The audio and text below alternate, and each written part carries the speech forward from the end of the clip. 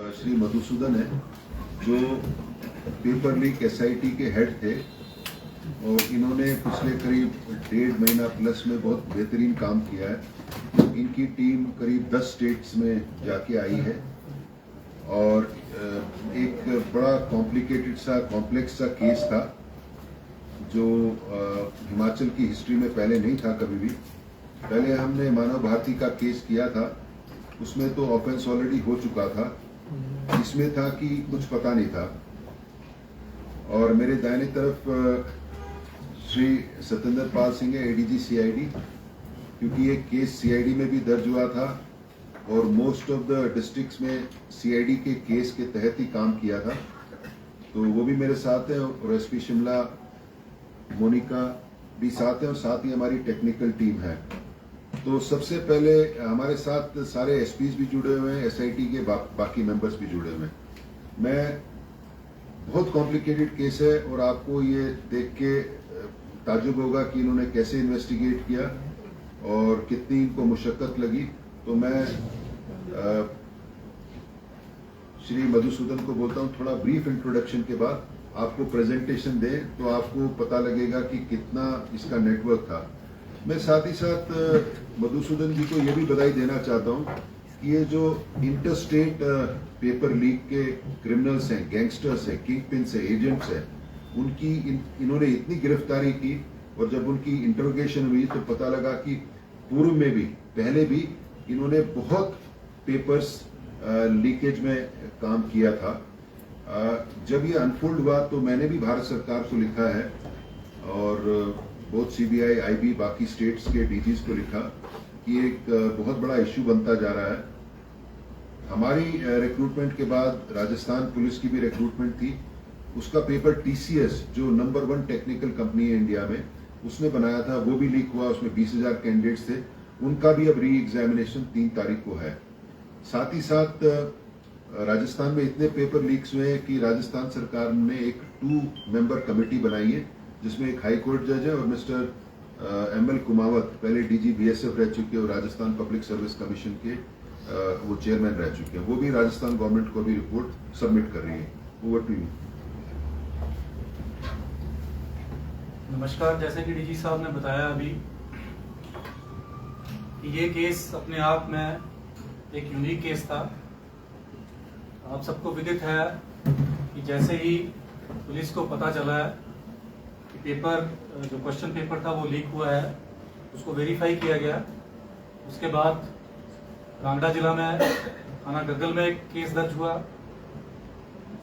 एक केस सोलन में पहले से ही दर्ज था और एक केस सीआईडी में इसलिए दर्ज किया गया क्योंकि ये पूरी स्टेट में ऐसे कैंडिडेट पाए जा रहे थे जिन्होंने धोखाधड़ी से पेपर को पढ़ा था एग्जाम से पहले ही और उसमें अटेम्प्ट की थी। तो जब डीजी साहब ने एसआईटी बनाई थी उस टाइम इन्होंने यही निर्देश दिया था कि इसको बिल्कुल निष्पक्ष होके आपने कार्रवाई करनी है। आपने भी पेपर्स में उस दौरान इसको फॉलो अप करते रहे हैं, काफी कुछ लिखा भी है। लेकिन हमारी जब एसआईटी पहली बार बैठी है, पहली जो हमारी आपस में विचार विमर्श हुआ है, उसमें हमने 4-5 पॉइंट्स जो थे उसके ऊपर बिल्कुल क्लियर कट अपने आप को निश्चित बना लिया था कि हम ये इन्वेस्टिगेशन इसी तरीके से करेंगे। सबसे पहले बात ये थी कि हम इस इन्वेस्टिगेशन को साइंटिफिक और प्रोफेशनल तरीके से करें। किसी भी सूरत में ह्यूमन राइट्स की वायलेशन नहीं करेंगे, मानवाधिकार का उल्लंघन नहीं करेंगे, चाहे कुछ भी हो जाए। मेहनत करेंगे तो मानवाधिकारों के उल्लंघन के बिना भी हम इस केस की तह तक पहुंच पाएंगे। और एक बात हमने ये भी निश्चित की थी कि एजम्पशंस, प्रिजम्पशंस, हेयरसे, सरमाइजेस और कंजेक्चर्स, किसी भी तरह के अनुमान, कोई तुक्का है, कोई कुछ बोलता है, उसके ऊपर उसको सुनेंगे, लेकिन जब तक हमारे पास साइंटिफिक एविडेंस नहीं होगा हम किसी भी एक्यूज्ड के खिलाफ कोई कार्रवाई नहीं करेंगे और मेहनत करते रहेंगे। जो हमारी डिस्ट्रिक्ट्स थे, डिस्ट्रिक्ट्स ने अपनी अपनी टीम जो बनाई थी, उन्होंने दिन रात मेहनत की, बहुत जोर लगाया। अलग अलग स्टेट्स में गए, राज्यों में गए, वहाँ की राज्य पुलिस के साथ डीजी साहब ने भी जितने पुलिस प्रमुख थे उनसे बात की, उनसे हमें कोऑपरेशन मिली है, हमारी टीम्स ने बहुत जोर लगाया है। और इस समय आपको मालूम है कि गर्मियों के भी दिन थे, तो हिमाचल का जो क्लाइमेट है और बाहर की स्टेट्स के क्लाइमेट में बहुत फर्क था। इन सब जितनी भी मुश्किलें थी, इसके बावजूद हमारी टीम्स ने बहुत बेहतर काम किया है। इतने कम समय में इतने सारे एक्यूज्ड पकड़े हैं, अभी कुछ और पकड़े जाने बाकी हैं, उनके पीछे भी हम लगे हुए हैं। और आपके माध्यम से मैं उनको ये चेतावनी देना चाहता हूँ, उनको एक सलाह भी दूंगा कि बेहतर है कि वो अपने आप पुलिस के सामने पेश हो जाएं, नहीं तो चाहे वो जिस मर्जी राज्य में है, हम उनको पकड़े बिना छोड़ेंगे नहीं। इन्हीं सभी बातों के साथ अब हम अपनी प्रेजेंटेशन शुरू करें। आप अगर अपना ध्यान बड़े स्क्रीन पे डालेंगे,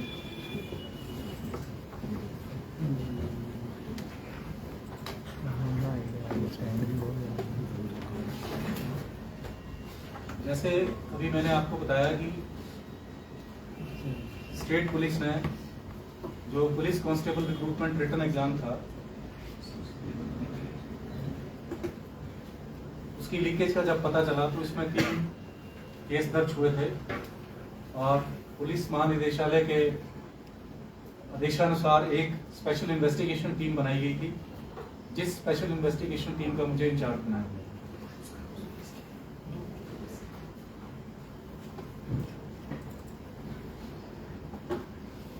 इस स्पेशल इन्वेस्टिगेशन टीम में प्रथम सशस्त्र बाहिनी, भारतीय सशस्त्र बाहिनी बनगढ़ के जो कमांडेंट हैं वो विमुक्त रंजन, वो इनके एक मेंबर थे, सदस्य थे। एसपी कांगड़ा वीरेंद्र कालिया जी, एसपी सीआईडी, और सारे डिस्ट्रिक्ट के जो एसपी थे वो इसके सदस्य थे। देखिए, आपने अभी देखा कि एक गग्गल में केस था, फिर सीआईडी में किया। ये इसलिए किया कि गग्गल में जितने एक्यूज थे हमको गग्गल में लाने पड़ते और गग्गल की कोर्ट में प्रोड्यूस करना पड़ता। सीआईडी का जुरिस्डिक्शन पैन स्टेट है, इसलिए किया गया। जब हमको पता लगा कि ये एक जगह नहीं बल्कि पूरे स्टेट में और स्टेट से बाहर भी है, इसीलिए हमने सीआईडी में किया और ये एज पर रूल्स और एज पर पुलिस जो एक्ट है उसी के हिसाब से किया। तो तकरीबन 80,000 कैंडिडेट्स, 1,80,000 कैंडिडेट ने अप्लाई किया था, जिसमें 75,000 के करीब जो थे जिन्होंने फिजिकल क्वालिफाई किया था और रिटर्न के लिए बैठना था। तो जब इसकी डॉक्यूमेंटेशन हो रही थी, जैसे आपको मालूम है कांगड़ा की टीम ने, उनको शक हुआ और उन्होंने कुछ कैंडिडेट्स को जब पूछताछ की तो उससे शक जो है वो और गहरा गया, और फिर जब शक पुख्ता हो गया तो एक एफआईआर लॉन्च की गई।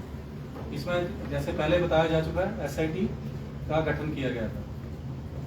इसकी बैकग्राउंड यही है कि कैंडिडेट्स को जब ग्रिल किया गया तो उन्होंने कन्फेस कर लिया कि उन्होंने चंडीगढ़, पंचकुला और अलग अलग जगह पे जाके एग्जाम से एक दिन पहले क्वेश्चन पेपर्स को पढ़ा था और उसके आंसर भी पढ़े थे, और उसके बेसिस पे उन्होंने अगले दिन अटेम्प्ट किया है।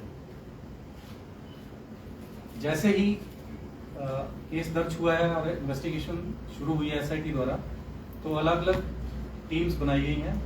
एक investigation, core investigation team, documentation team, क्योंकि डॉक्यूमेंट्स भी बहुत जरूरी होते हैं, केस को कोर्ट में ले जाना होता है, रीडिंग टीम्स बनाई गई। आज के युग में साइबर का बहुत काम है, तो साइबर इन्वेस्टिगेशन के लिए एक अलग वर्टिकल बनाया गया। इंटेरोगेशन टीम बनाई गई, क्योंकि इसमें पैसे का लेन देन भी इन्वॉल्व था, तो एक फाइनेंशियल इन्वेस्टिगेशन टीम भी बनाई गई। और सारे डिस्ट्रिक्ट एसपी को अपने अपने रिस्पेक्टिव डिस्ट्रिक्ट्स में जो है वो कोऑप मेंबर कोऑप किया गया। अभी तक इस इन्वेस्टिगेशन में 171 दोषियों को गिरफ्तार किया जा चुका है। इसमें कांगड़ा में 91, 91, मंडी में 23, 23, सोलन में 20, 20, कुल्लू और बिलासपुर में 3, हमीरपुर में 15, चंबा में 3 और सिरमौर में 5 दोषी गणों को गिरफ्तार किया जा चुका है।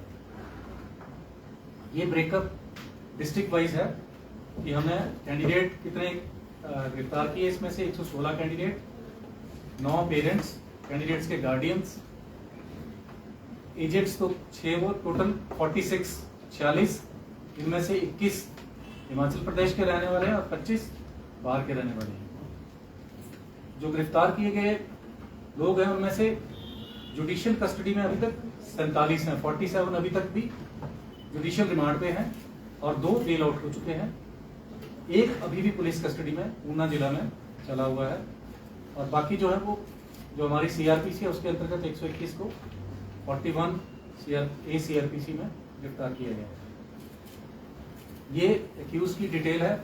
इसमें सबसे पहले एजेंट्स के बारे में एजेंट्स की डिटेल दी गई है। एक मिनट पीछे जाओ, इसमें जो की है वो बताओ, जो की है ना, जो मतलब बड़े हैं जो जो काफी बड़े हैं, जिनका काफी बड़ा रोल है।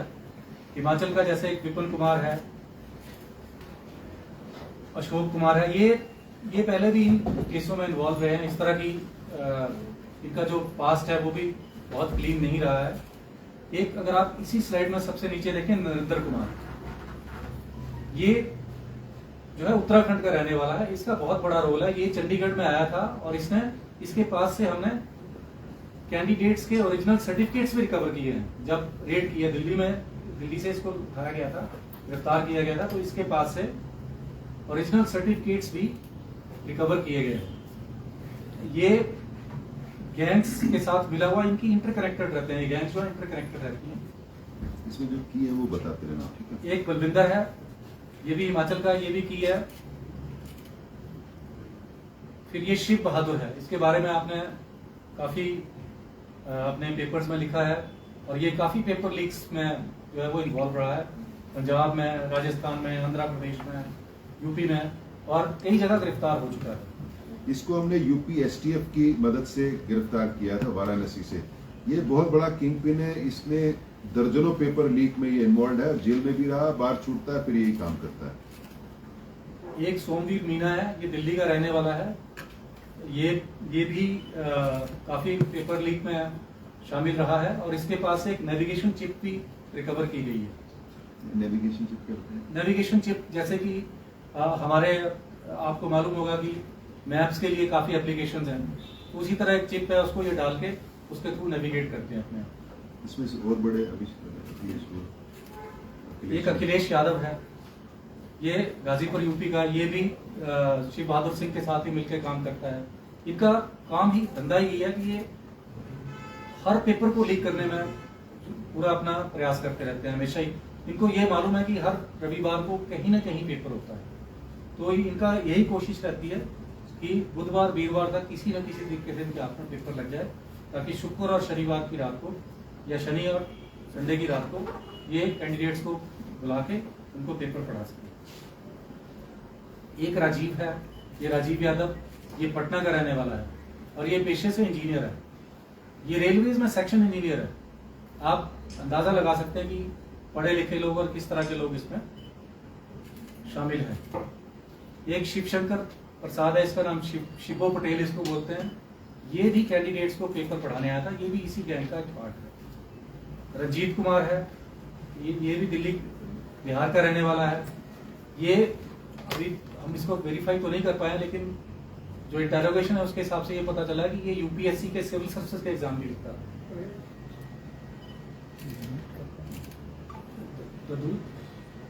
धनंजय जसवार है, ये भी मेन बिहार का रहने वाला है।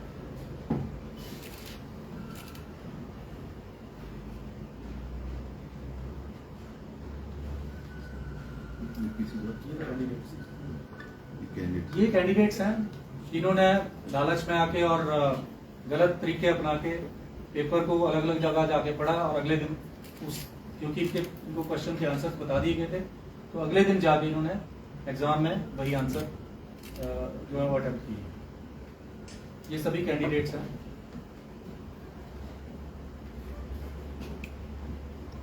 अब ये मंडी डिस्ट्रिक्ट के जो दोषी हैं, जो नंबर 1 पे मनोज कुमार है, ये मंडी में अपने ट्रक्स का काम भी करता है, ट्रांसपोर्टर भी है। और इस व्यक्ति ने, आपको याद होगा 2006 में पीएमटी का स्कैम भी हुआ था, पीएमटी का पेपर लीक हुआ था, उसमें भी ये शामिल था, उसमें भी ये एक दोषी है। ये बल्क ट्रक यूनियन का प्रधान भी है या एक्स प्रधान है? एक्स प्रधान ये रह चुका है। और एक ये इसने बल 11 क्रिकेट टीम भी बनाई हुई है। ये समुद्रगुप्त चौधरी जो है, इसको बिहार से लाया गया था, गिरफ्तार करके। अमन है, सुबोध कुमार है, ये प्रिंटिंग प्रेस से, सुबोध कुमार जो ये प्रिंटिंग प्रेस से लाइसेंस करता है, उनके साथ गठजोड़ करता है। और ये जो समुद्रगुप्त है, अमन है, ये इसी गैंग का पार्ट है। ये भी काफी पेपर लीक में शामिल रहते हैं। अरविंद कुमार है, गोरेलाल यादव है, ये गोरेलाल यादव भी प्रिंटिंग प्रेस के साथ संपर्क करता रहता है। सुधीर यादव प्रिंटिंग प्रेस में ही काम करता है, जिस प्रिंटिंग प्रेस में ये पेपर छपा था उसी प्रिंटिंग प्रेस में काम करता है। इसी तरह गौतम कुमार है, ये भी इसी गैंग का एक हिस्सा है। अब ये मंडी जिला के जो कैंडिडेट हैं, जिन्होंने पेपर लीक होने के बाद पेपर को और आंसर्स को पढ़ा है, ये सोलन जिले के एजेंट्स हैं। इसमें एक ये रमेश कुमार भारद्वाज है, ये सरकाघाट का रहने वाला। इसने भी कैंडिडेट्स को इकट्ठा किया था और पेमेंट भी दी। सोलन का एक, आपको मालूम है राजस्थान में हमारा दोषी है, उसके पीछे लगे हुए हैं, देर सवेर वो भी हाथ में आ जाए। वो इनकम टैक्स का ऑफिसर है, चित्तौड़गढ़ में काम करता है और सीकर का रहने वाला है। उसने अपनी वाइफ के नाम पे भी पैसा ट्रांसफर कर दिया। उसकी वाइफ को हम अरेस्ट नहीं कर पाए क्योंकि वो एडवांस स्टेज ऑफ प्रेगनेंसी में है। ये सोलन के कैंडिडेट्स हैं। ऊना जिला, ये जो रशीद मोहम्मद है, सबसे पहले ये ऊना का ये रहने वाला है। ये शिव बहादुर के साथ कांटेक्ट में आया था, संपर्क में। ये जेल में इकट्ठे रहे हैं और वहां से ही इन्होंने, इनके आपस में संपर्क हो गए थे और वहीं से इनकी वाकफियत हो गई थी। इसी तरह राहुल, ये भी सरकारी इसमें पीडब्ल्यूडी में शायद नौकरी करता है, हरियाणा सरकार में ये सर्विस करता है, सेवा देता है। फिर ये ऊना जिला के कैंडिडेट हैं। कुल्लू में ये लोकल एजेंट है। ये मनोज जो है, जो मैंने मंडी वाला बताया था, पीएमटी स्कैम वाला जो व्यक्ति था, उसके संपर्क में था। उसके थ्रू इसने कुल्लू के कैंडिडेट को पेपर जो है वो लीक में उसकी मदद की थी। ये बिलासपुर के हैं। बिलासपुर, कुल्लू और मंडी ये आपस में इंटरलिंक्ड है। इनका कनेक्शन जो है वो आपस में लगा रहा, इनका कनेक्शन एस्टेब्लिश हुआ है। ये हमीरपुर में है। हमीरपुर में आप देखेंगे सबसे ऊपर मोहम्मद गालिब है, ये भी यूपीएससी वगैरह का एग्जाम देता रहा है। और एक चिरंजीव चित्तन है, ये भी कई 1-2 बार पहले गिरफ्तार हो चुका है। इसके पास से भी काफी एविडेंस हमें मिला है। ये लोग सिर्फ पुलिस का ही पेपर नहीं, ये हर तरह के पेपर लीक करते हैं और इनके पास हमें काफी सारे साक्ष्य जो हैं, एविडेंसेस मिले हैं। अभिषेक सिंह वाराणसी से, ललित कुमार उत्तराखंड का, सुभाष चंद्र वर्मा ये अम्बेडकर नगर यूपी का, डिस्ट्रिक्ट अम्बेडकर नगर का है। और उसके बाद जो लोकल, जैसे रवि कुमार है, ये लोकल एजेंट्स। फिर ये हमीरपुर के अभ्यर्थी जो हैं, कैंडिडेट्स हैं। चंबा में भी 2 एजेंट पकड़े गए हैं, ये हरियाणा के हैं। और एक कैंडिडेट ये चंडीगढ़ गया था, इसको भी गिरफ्तार किया गया। इसी तरह सिरमौर में एक एजेंट है, एक पेरेंट है और 3 कैंडिडेट्स। अब इनसे जो रिकवरीज हुई हैं उसके बारे में बात करते हैं। तो एजेंट से टोटल 10,89,760 रुपए, 10,89,060 रुपीज, 760 रुपीज, 6,000 रुपये नेपाल की करेंसी, 6 कारें, 185 mobile, 5 laptop, 1 DVR, 10 hard disk, 3 pen drive, 3 memory card, 3 जियो5 के डोंगल, 8 ओरिजिनल सर्टिफिकेट कैंडिडेट्स के, मैट्रिक और +2 के, और 2 अकाउंट पासबुक, 2 चेकबुक, और जो फाइनेंशियल ट्रांजैक्शन हैं, जो इनकी वित्तीय लेन देन था उसको संबंधित 18 पेज। काफी पेमेंट इन्होंने कैश में की थी, काफी ऑनलाइन की थी। ऑनलाइन की भी डिटेल्स इनके पास अब है सारी। लॉन्च की थी और किन लॉन्च से नहीं है कैंडिडेट? अभी तक की इन्वेस्टिगेशन में नहीं आया। शिमला भी नहीं, शिमला की भी अभी तक की इन्वेस्टिगेशन में नहीं आया, लेकिन चल रहा है। अभी इन्वेस्टिगेशन हमने कंक्लूड नहीं की है। मैं आपको ये बता दूं कि कंक्लूड नहीं की है। ये 3 पैन कार्ड है, 2 आधार कार्ड है, ये जो सारी डिटेल्स हैं, ये सारी रिकवरी की हैं। और जितना भी मटेरियल जो हमने FSL फोरेंसिक साइंस लेबोरेटरी में भेजना था, ये जो विज्ञान की प्रयोगशाला है उसमें भेजना था, वो हम भेज चुके हैं। उसकी अभी हम वेट कर रहे हैं, इंतजार कर रहे हैं कि उसकी रिपोर्ट हमारे पास कब आए। ये हमने जो है वो डिस्ट्रिक्ट वाइज किससे क्या रिकवरी की है उसकी डिटेल है। इसमें ज्यादा डिटेल में बताने की जरूरत नहीं है, बहुत समय लग जाएगा। ये हमको जो चार्जशीट करने के लिए बड़ा इंपॉर्टेंट है कि किससे क्या मिला है, क्या प्रूव करने के लिए। वैसे इन्होंने बड़ी थरो इन्वेस्टिगेशन की है, मतलब कौन अक्यूज किसमें इन्वॉल्व था और किससे क्या मिला और किसका क्या कनेक्शन है। अब इसके बाद हम और क्या करने वाले हैं, अभी जैसे मैंने आपको भी बताया कि इन्वेस्टिगेशन अभी भी एक्टिवली चली हुई है। हमने कुछ लोग जो कि प्रदेश के बाहर से हैं उनको गिरफ्तार करना बाकी है। हमारी टीम्स उसके ऊपर काम कर रही हैं और मैं आपको विश्वास दिलाता हूं कि जब तक पकड़ेंगे नहीं छोड़े नहीं जाएंगे, हम चैन नहीं ले करेंगे। जो चार्जशीट अक्यूज हैं उनके खिलाफ, जो दोषीगण हैं उनके खिलाफ चार्जशीट एडवांस स्टेज में है, फाइनल स्टेज में है और बहुत जल्दी अगले 5-7-10 दिनों में हम जो माननीय न्यायालय है उसमें चार्जशीट पेश कर देंगे। इसके बाद जब भी कोई और साक्ष्य जो कि हमारी CRPC है उसके अंतर्गत हमारे पास और साक्ष्य आएगा तो उसके आधार पर हम सप्लीमेंट्री चालान भी अदालत में पेश करेंगे। इसमें मैं बताना चाहता हूँ, जैसे 154 CRPC में FIR होती है, फिर इन्वेस्टिगेशन होती है और लॉ कहता है कि इन्वेस्टिगेशन कंक्लूड करके 173 में फाइनल रिपोर्ट देते हैं और उसमें चार्जशीट तुरंत दायर करनी चाहिए। और इनके पास साक्ष्य इतना हो गया है कि जो अब एक्यूज 60 दिन में से जेल में है उनके खिलाफ चार्जशीट कर देंगे, नहीं तो टेक्निकल कारण उनको बेल मिल जाएगी।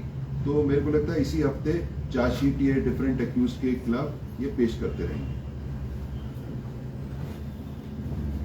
बस जहाँ तक किसका संबंध है प्रेजेंटेशन का यहाँ पे समाप्त होती है। आप सबका बहुत बहुत धन्यवाद। अच्छा, मैं ADG से आप कुछ कहना चाहते हैं? मेरे साथ डिस्ट्रिक्ट से SPs भी जुड़े हुए हैं। कोई आप ऐसी बात बताना चाहते हो जो SIT चीफ से छूट गई हो तो काइंडली बताएं।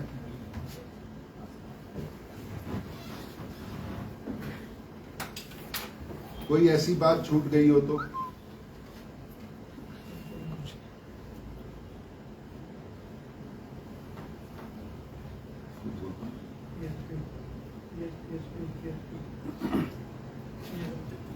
कोई कुछ कहना चाहते हैं?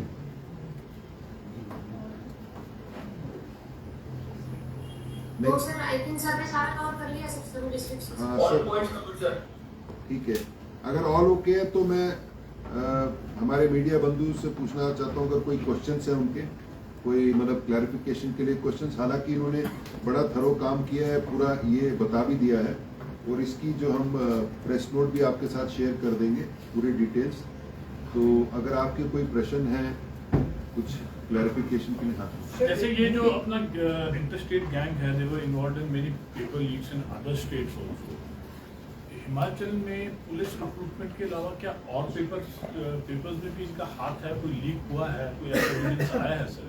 देखिए जो सोमवीर मीना इन्होंने बताया था, वो जब हमने दो लोग को इन्होंने जब इन्वेस्टिगेट किया तो उन्होंने थर्ड को बताया कि एक राजस्थान में पशुधन सहायक एनिमल हस्बेंड्री ना असिस्टेंट जो होता है डिपार्टमेंट, और एक FMG होता है फॉरेन मेडिकल ग्रेजुएट जो यूक्रेन वगैरह रशिया से आते हैं ना, उनकी MD का। तो पहला वाला भी 4 तारीख को होना चाहिए था एग्जाम और दूसरा वाला भी 4 तारीख को था। तो हमने तुरंत राजस्थान सरकार को बताया क्योंकि इनके हिसाब से पहला वाला पेपर 8 लाख में बेचना था और दूसरा वाला पेपर 20 लाख पर इंडिविजुअल बेचना था। तो हमने तुरंत जो कंसर्न अथॉरिटीज है राजस्थान गवर्नमेंट को बताया, राजस्थान के DGP को बताया, राजस्थान के चीफ सेक्रेटरी से इनसे खुद से बात की मैंने, और भारत सरकार की हेल्थ मिनिस्ट्री को बताया कि ये है। तो जैसे जैसे इनके निकल रहे हैं हम कंसर्न अथॉरिटीज को बताते भी जा रहे हैं, लेकिन ये समय रहते, क्योंकि ये इन्होंने इनकी जो रेवलेशन 3 तारीख को हुई थी और 4 को एग्जाम होना था, तो हमने इनकी कंसर्न अथॉरिटीज को बताया था। और ये बताएंगे इन्होंने पूर्व में भी ये तो दर्जनों पेपर इन्होंने लीक किए हैं। मेरा सवाल ये है कि हिमाचल में कोई और पेपर भी लीक हुआ है या कोई ऐसा एविडेंस आया है कि चलो पुलिस का कोई ग्रुप आ गया है? Other papers also which have been conducted in Himachal, have they been leaked या कोई ऐसा एविडेंस आया है अभी तक?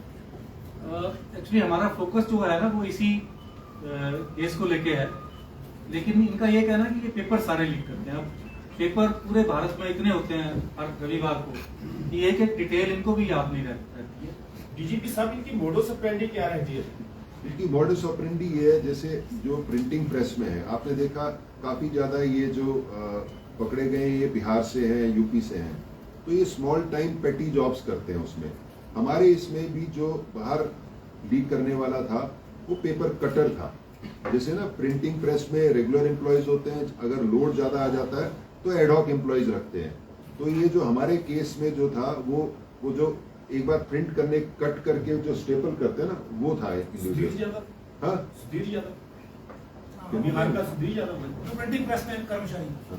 जी हाँ। तो ये क्या है, इन्होंने बड़े डीप लोग अपने इसमें डाले हुए हैं, और ये इतने प्रिंटिंग प्रेस दिल्ली एनसीआर के पास या कहीं भी है, वहां इनके लोग हैं।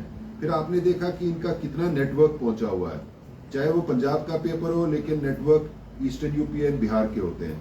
ठीक है, हरियाणा का गैंग बन गया, बहुत बड़ा हरियाणा का गैंग बन गया। फिर ये क्या करते हैं, इनके पास वक्त बड़ा कम होता है क्योंकि पेपर कुछ दिन पहले ही छपता है। वो through a network of coaching classes ये कैंडिडेट्स की डिटेल मांगते हैं। इसीलिए हमारे कोचिंग क्लासेस वाले आपने देखा होगा अग्निपथ में भी जो वायलेंस करवाई थी मोस्टली कोचिंग क्लासेस ने करवाई थी, क्योंकि ये पैसे लेके रखते हैं।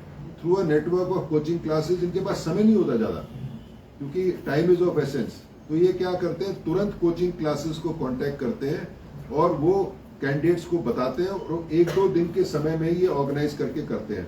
आपने देखा होगा कि ऑलमोस्ट हर डिस्ट्रिक्ट में, हिमाचल में भी इनके नेटवर्क्स हैं, इतने लोग पकड़े गए हैं। कैंडिडेट्स हैं, कैंडिडेट्स के ऊपर एक स्टेप ऊपर एक स्मॉल टाइम एजेंट्स हैं, कोचिंग क्लासेस है, उसके ऊपर बड़े एजेंट्स हैं। बड़े एजेंट्स का जो यूपी बिहार और हरियाणा के एजेंट्स हैं, इनके साथ लिंक है। ये काम तुरंत होता है, और इन्होंने जो एविडेंस जो फॉरेंसिक साइबर फॉरेंसिक किया है या मोबाइल फॉरेंसिक्स किया, उसमें भी बहुत कौल है। उसमें उनके, आप बताइए। हाँ, आपस में ये व्हाट्सएप पे कॉल करते रहे, व्हाट्सएप की चैट इनकी हमने जो है पकड़ी है। तो ये जैसे अभी डीजी साहब ने बताया, इंटरलिंक्ड है ये गैंग्स। एक बहुत बड़ी गैंग बिहार की है, एक बहुत बड़ी गैंग यूपी की है, एक गैंग हरियाणा की है। ये गैंग्स आपस में इंटरलिंक्ड है, जिसके हाथ में भी पेपर लग जाता है वो दूसरे को फिर ये डिस्ट्रीब्यूट करते हैं और लास्ट आवर के ऊपर मार्केटिंग करते हैं। और जैसे हम लोग अपना डेटा बनाते हैं, आप अपना डेटा बनाते हैं, इन्होंने भी डेटा बना के रखा हुआ है। इनके पास डेटाबेस है कि किस स्टेट में कौन एजेंट जो है वो हमारा काम करवाए। सर, क्योंकि आप चार्जशीट की स्टेज पे आ चुके हैं, क्या ये एस्टेब्लिश हो गया है कि पेपर लीक सिर्फ प्रिंटिंग प्रेस से हुआ था, या उससे पहले की कोई लिंक है? देखिए, हमने अभी अपनी इन्वेस्टिगेशन कंक्लूड नहीं की है।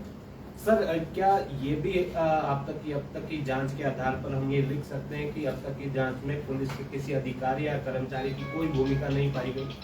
अब तक की जांच में नहीं है, लेकिन इसको मैं रूल आउट नहीं करता। मैंने इसीलिए बोला कि कंक्लूड नहीं किया है, इन्वेस्टिगेशन अभी कंक्लूड नहीं की है, इन्वेस्टिगेशन जारी है।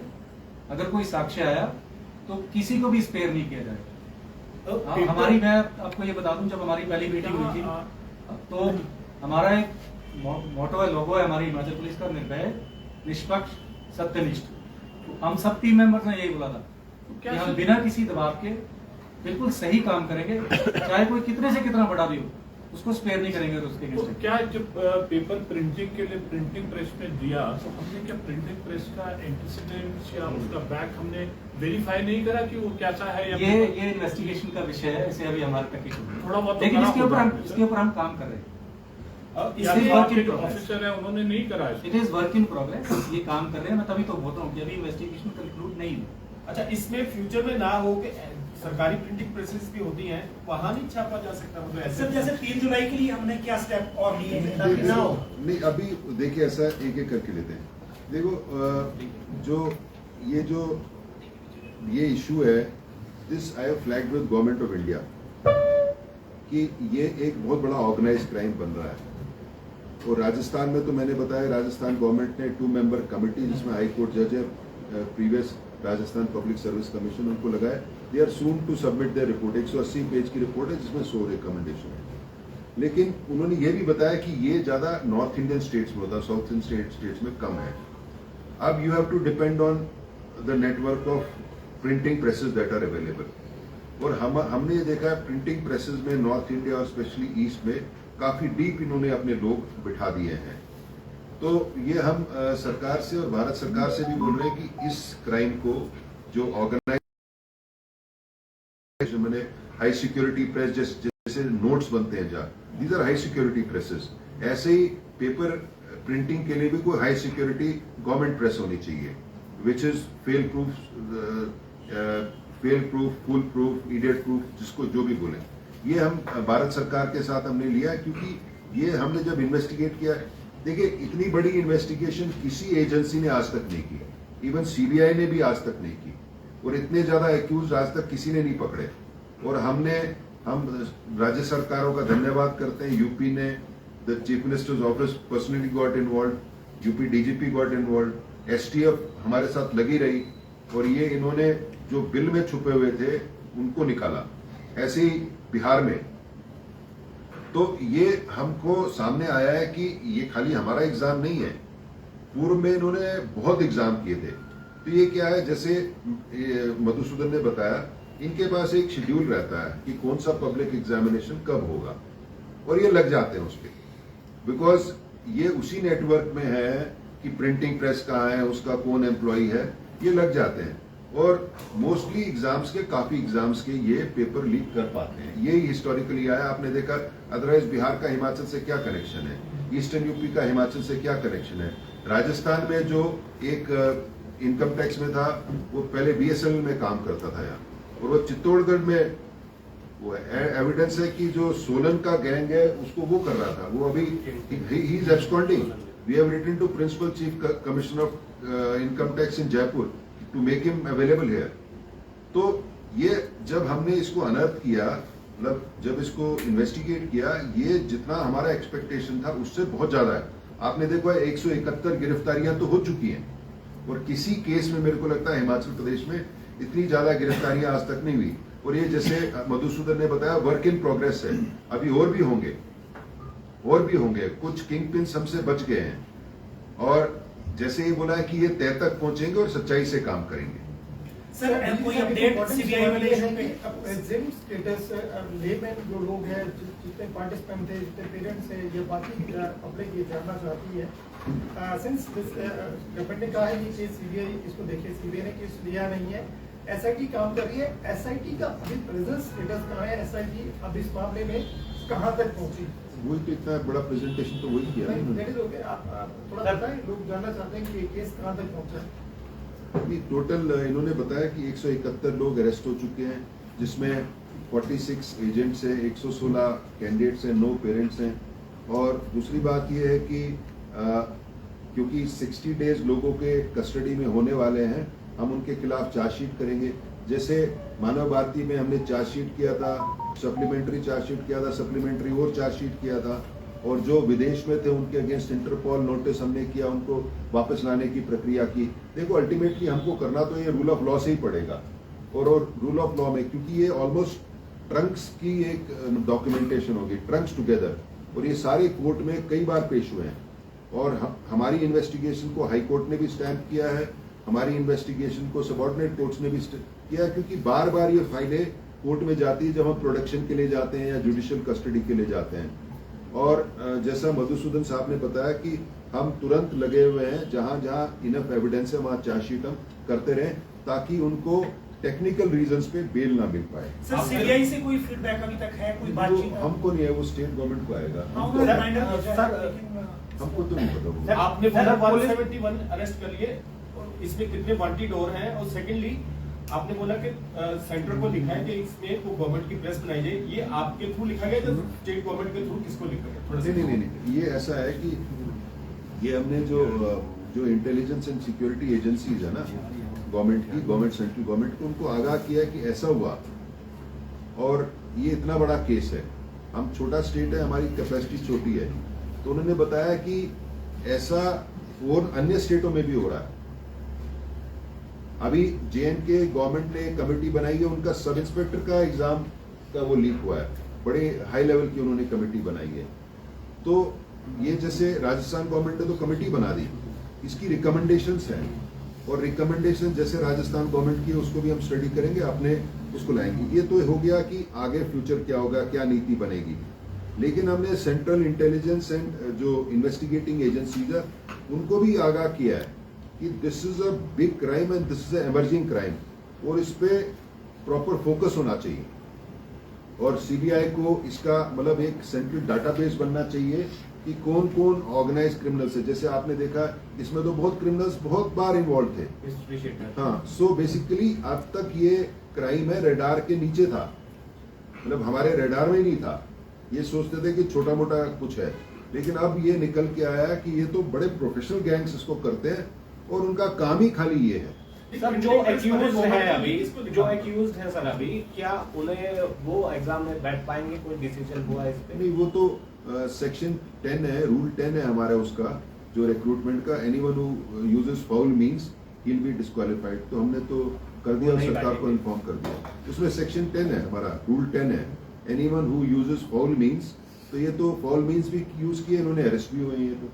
तो ये तो हमने वो भी और हमने सरकार को भी इंटीमेट कर दिया। सर ड्यूरिंग द इन्वेस्टिगेशन आपने कहा है कि ये पहले दिन या एक दिन या 2 दिन पहले पेपर लीक करते थे, या जो एस्पिरेंट है उनको एग्जाम में जाने से पहले पेपर हटाते थे। कितना प्रैक्टिकल लगता है कि 100 सवाल के आंसर एक दिन पहले बताना और दूसरे दिन वो लिख के उसको मेरिट में हो जाते 80, 70, 70 नंबर? क्या ये प्रैक्टिकल लगता है? प्रैग्मेटिक है ये? बिल्कुल प्रैक्टिकल है। हमने कैंडिडेट्स को इंटरोगेट किया है, उसमें प्रैक्टिकल है। अभी आप केंद्र सरकार की बात भी कर रहे थे। अभी माननीय शिक्षा मंत्री धर्मेंद्र प्रधान जी हमीरपुर आए हुए थे, मैं भी उस समय गया था, तो वो भी इसके बारे में पूछताछ कर रहे थे। केंद्र सरकार भी इसके बारे में बिल्कुल सीरियस है, गंभीर है। उनके भी वहां से भी बहुत सारे टेस्ट एग्जाम जो है वो लीक होते हैं। अभी सीबीआई भी एक पता चला है कि जो ये जेईई एग्जाम होता है, ज्वाइंट एंट्रेंस एग्जाम जो है IITs वगैरह का, वो भी लीक हुआ था, उसकी भी इन्वेस्टिगेशन कर रहे हैं। तो केंद्र सरकार भी इसके बारे में गंभीर है और वो भी एक नीति बनाने की लगे हुए हैं, उसमें नीति बनाने की कवायद में है। तो वो हमसे भी पूछ रहे थे, एजुकेशन मिनिस्टर जब हमीरपुर में आए थे, और उन्होंने बोला था कि जरूरत पड़ेगी तो हिमाचल के अधिकारियों को वहाँ बुलाएंगे। मेरे सर क्या ये भी सही है कि कोई ऐसा एक्यूज भी है जिसके हाथ में पेपर आया और वो एग्जाम पास नहीं कर पाया? जी है, बिल्कुल है, ऐसे भी है। कितने हैं सर? 1-2 का तो है, अभी इतने कैंडिडेट्स हैं तो, लेकिन ऐसा हुआ है कि एग्जाम उसका पेपर उसके हाथ में आया और वो पास ही नहीं हुआ। जो आइडेंटिफाइड एक्यूज है उसमें एस्पोर्टिंग कितने हैं? 171 तो अरेस्ट हो गए ना, इसमें कुछ पकड़ने वाले भी रहते हैं? जी जी, बाहर की स्टेट्स के हैं, हमने कुछ के खिलाफ जो है वो नॉन अवेलेबल वारंट भी लिए हैं। कितने हैं टोटल? अभी मैं आपको एग्जैक्ट नंबर तो नहीं बता पाऊंगा, ये बढ़ते जाते हैं जैसे जैसे हम इन्वेस्टिगेशन करते हैं। 50 पता चलता है कि इसके साथ अभी तो इस स्टेज में 50 नहीं, अभी तो वो 9-10 के करीब है, लेकिन ये नंबर बढ़ता जाएगा, ये निश्चित है। सर जो किंगपिन्स हैं ये हैबिचुअल ऑफेंडर्स हैं, ये बेल पे छूटते हैं फिर दोबारा पेपर लीक करते हैं। जो हम सेक्शंस लगाते हैं सर, दे आर अवेलेबल 420, 120, 201।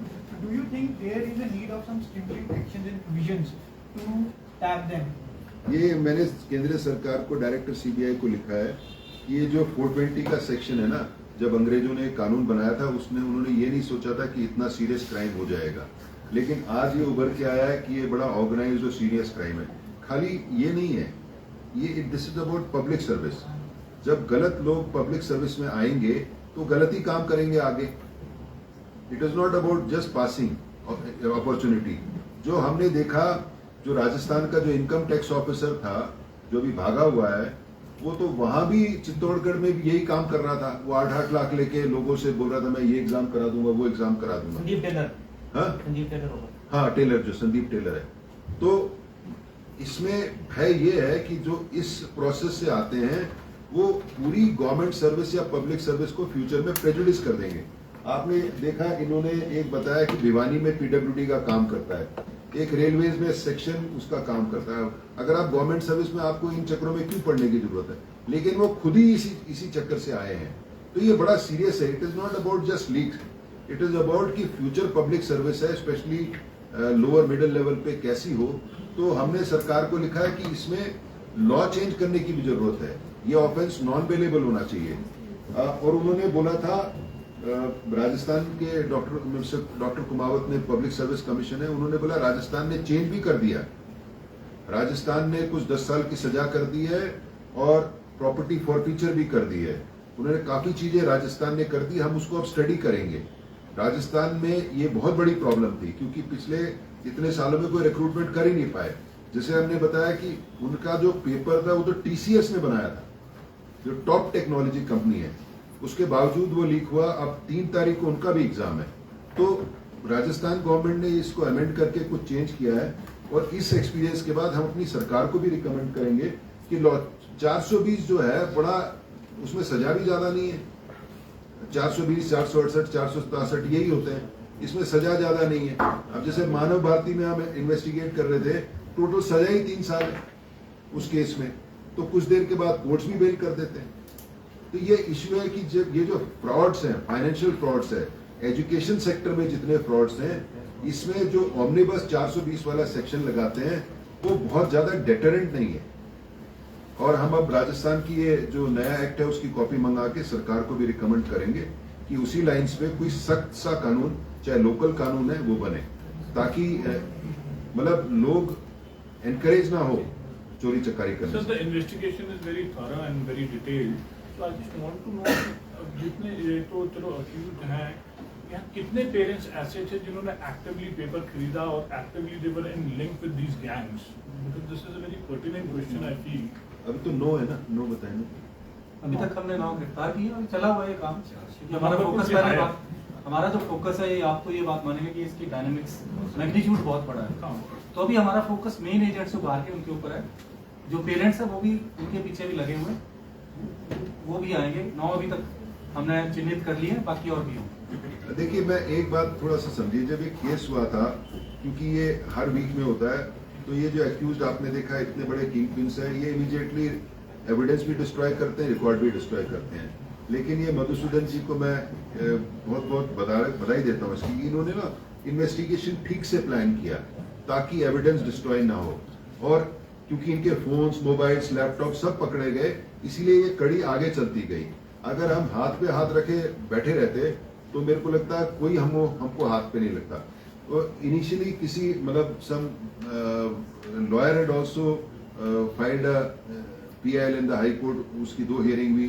उन्होंने काफी एलेज किया कि ये देरी हो गई और SIT ठीक नहीं है, हम इन्वॉल्व हैं, वो सब डिसमिस हो गया। हाई कोर्ट की division bench headed by the chief justice dismissed all of that. वो all those things have been laid to rest now. अब ये प्रोफेशनल इन्वेस्टिगेशन कर रहे हैं, यहाँ तक पहुंच गए और मेरे को आशा है कि ये बिल्कुल तह तक पहुंच जाएंगे। एक